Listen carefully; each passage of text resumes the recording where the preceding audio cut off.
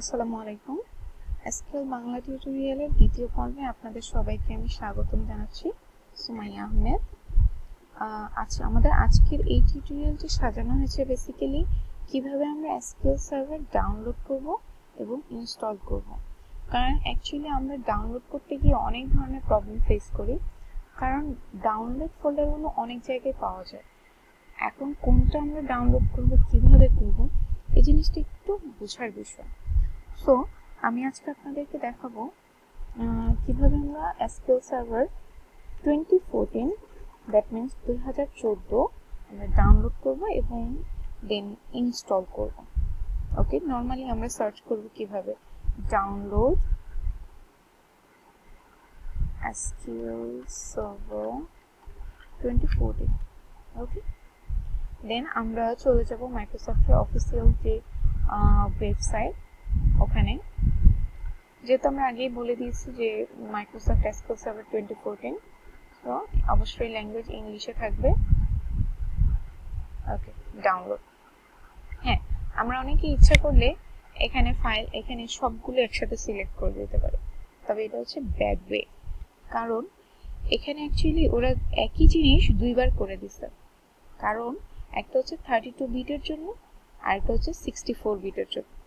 ওকে, এখন আমরা আমাদের যেটা প্রয়োজন আমরা শুধুমাত্র ওটাই ডাউনলোড করব। ওকে, আমরা ইচ্ছা করলে 32 বিট ডাউনলোড করতে পারি, কেউ ইচ্ছে করলে শুধুমাত্র 64 বিটের গুলো আপনি সিলেক্ট করে দেবেন, তাহলে 64 বিট আপনার ডাউনলোড হবে। ওকে, আমরা আজকে 32 বিট ডাউনলোড করব। Okay, that's it, 2.9 GB. Then click to next. Okay, আপনার ডাউনলোড স্টার্ট হয়ে গেছে। যেহেতু আমার মেশিনে জিনিসটা ডাউনলোড করা আছে, সো আমি আর ডাউনলোড করছি না। ওকে, এখন আমরা দেখাবো হচ্ছে কিভাবে এই ডাউনলোডেড ফাইলটাকে আমরা ইনস্টল করব। ওকে, আপনার এরকম একটা ফাইল আপনার ডাউনলোড হবে WinZip আকারে। সো আপনি এখানে এক্সট্রাক্ট করে নেবেন, এক্সট্রাক্ট হিয়ার। দেন আমি দেখাচ্ছি কিভাবে আমরা সেটআপ দেব। ওকে, আমরা চলে যাচ্ছি সেটআপে। ইয়েস। ওকে, এখানে কিছু জিনিস বলে দেওয়া আছে, যেমন আপনার হার্ডওয়্যার সফটওয়্যার রিকোয়ারমেন্টস কেমন হবে, এটার যেহেতু আপনি কেন এসকিউএল সার্ভারটা ইউজ করছেন। আমরা প্রথম পর্বে এই জিনিসটা নিয়ে আলোচনা করছি যে এসকিউএল সার্ভারটা কতটুকু সিকিউর হয়, আমাদেরকে কতটুকু সিকিউরিটি দেয়, তারপর আমরা কিভাবে জিনিসগুলো ইউজ করবো। আপনি ইচ্ছে করলে এখান থেকে দেখে নিতে পারেন, একটু পড়ে নিতে পারেন জাস্ট জানার জন্য। ওকে, আমরা তাহলে সরাসরি ইনস্টলেশন প্রসিডিউরে চলে যাই। অবশ্যই আমরা new user, so new SQL server আমরা এখন ইনস্টল করব। এখানে আমরা এক্সপ্রেস এডিশন দিতে পারি। নেক্সট, লাইসেন্স অবশ্যই আমরা অ্যাকসেপ্ট করব। নেক্সট, আচ্ছা আপডেট আমরা চাচ্ছি না। ওকে, এখানে যে লাল ক্রস সাইন, এটা দেখে ঘাবড়ানোর কিছু নেই, এটা থাকবেই। Okay, click to next.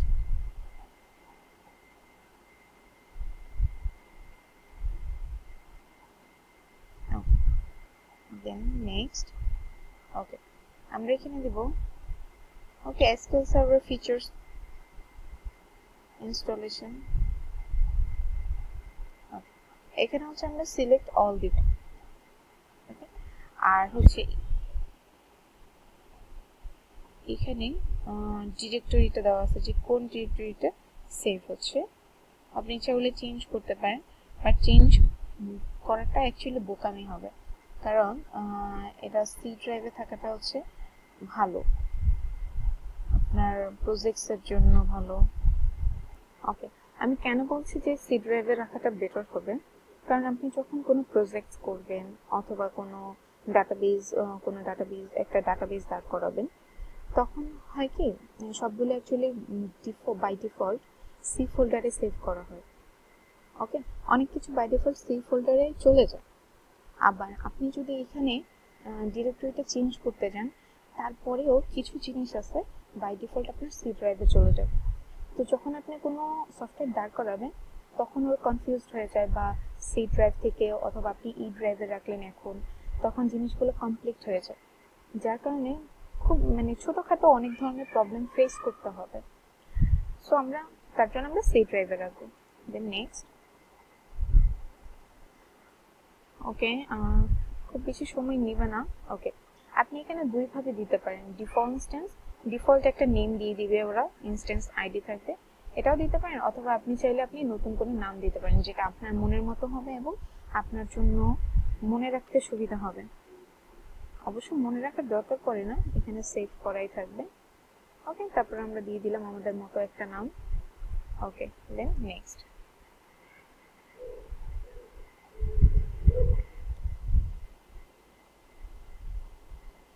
Okay, next. আচ্ছা, এখানে হচ্ছে অথেন্টিকেশন মোড নামে একটা অপশন থাকে। অথেন্টিকেশন মোড অ্যাকচুয়ালি দুইভাবে আমরা অথেন্টিকেশন করতে পারি, উইন্ডোজ অথেন্টিকেশন আর হচ্ছে এসকিউএল সার্ভার অথেন্টিকেশন। এখন আমি যদি প্রথম অপশনটা ক্লিক করি তাহলে আমি শুধুমাত্র উইন্ডোজ অথেন্টিকেশনের মাধ্যমে আমি এন্টার করতে পারবো, অথবা যদি আমি মিক্সড মোড দেই তাহলে আমি দুইভাবেই পারবো।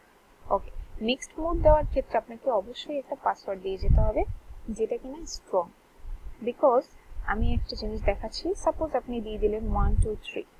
ওকে, খুব ইজি, 1 2 3, ডান। এইবার হচ্ছে আপনাকে একটা ইউজার অ্যাড করতে হবে, অবশ্যই একজন ইউজার লাগবে যে কিনা এই সফটওয়্যারটা ইউজ করবে। সো আমি এখন যে পিসিতে আছি, অ্যাড কারেন্ট ইউজার মানে হচ্ছে আমি যে পিসিতে আছি ওই পিসি ওই ইউজার, একজন ইউজার অ্যাড হলো। আপনি যদি চান যে নতুন কোনো ইউজার অ্যাড করতে, আপনি অ্যাড অপশনে ক্লিক করবেন, আপনি ইচ্ছা করলে নতুন অন্য কোনো ইউজারকে অ্যাড করে নিতে পারেন।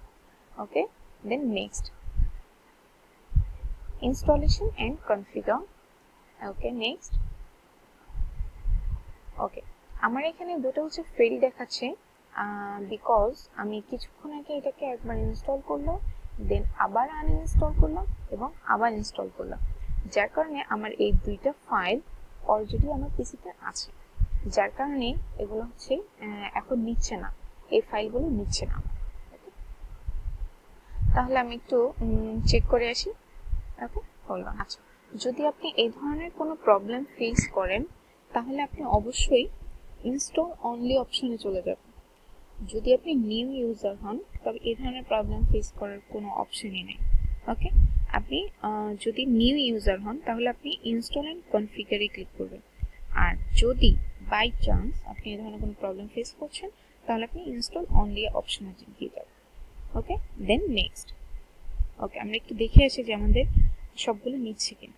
ওকে, এই যে আমাদের এর আগে যে প্রবলেমটা ফেস করছিলাম যে ফাইল এক্সিস্টিং, এই জিনিসটা ফেইলড আসছিল কিন্তু এটা পাসড আসছে। ওকে, নেক্সট, ফাইনালি ইনস্টল। ওকে, এটা কিছু সময় নেবে, তবে ঘাবড়ানোর কিছু নেই, টাইম নিতেই পারে যেহেতু অনেকগুলো ফাইল তাকে ইনস্টল করতে হবে। ওকে, তাহলে একটু ওয়েট করতে হবে এটা ইনস্টল হওয়া পর্যন্ত। ওকে, ওকে, যখনই দেখবেন যে আপনি ইনস্টলেশন প্রসিডিউরটা শেষ হয়ে গেছে তখন এরকম একটা পেজ চলে আসবে আর দেখাবে যে সাকসেড। ওকে, দেন ক্লোজ। ওকে, তার মানে এখন আমাদের পিসিতে যে মাইক্রোসফটের আমাদের যে এসকিউএল সার্ভার 2014 এটা ইনস্টল হয়ে গেছে। এখন আমরা দেখি কিভাবে এটাকে স্টার্ট করব। এসকিউএল সার্ভার 2014 ম্যানেজমেন্ট স্টুডিও, আমরা অ্যাকচুয়ালি ম্যানেজমেন্ট স্টুডিও দিয়ে কাজ করব, তবে আমি এটার কানেকশন নিয়ে আজকে নয়, নেক্সট টিউটোরিয়ালে আমরা কানেকশন নিয়ে একটু ব্রিফলি আলোচনা করব কিভাবে কানেক্ট করতে হয়। ওকে, আর হচ্ছে আমি এরকমই আরেকটা টিউটোরিয়াল বানাবো যেটা হচ্ছে কিভাবে আমি এই যে মাইক্রোসফট এসকিউএল সার্ভারটাকে আনইনস্টল করব। কারণ কি আমি আপনাদেরকে একটু দেখাচ্ছি যে সাপোজ আপনার কোনো কারণে আপনার মাইক্রোসফট স্টুডিওটাকে এসকিউএল সার্ভারটাকে আপনাকে আনইনস্টল করতে হবে কোনো কারণে, তখন আপনি কিভাবে আনইনস্টল করবেন। এটা এই ছোট্ট একটা জিনিস, খুব বেশি কিছু না। এখানে কারণ এসকিউএল সার্ভার নিয়ে অনেকগুলো কনফিগার হয়ে যায়, অনেকগুলো ফাইল কনফিগার হয়ে যায়, সো এখানে আপনি কনফিউজড হয়ে যাবেন যে কিভাবে অ্যাকচুয়ালি এটাকে আনইনস্টল করব। এটা নিয়ে আমি পরবর্তীতে দেখাবো, খুব শর্ট একটা ওয়ে দেন আজকে টিউটোরিয়াল এই পর্যন্ত। ভালো থাকবেন।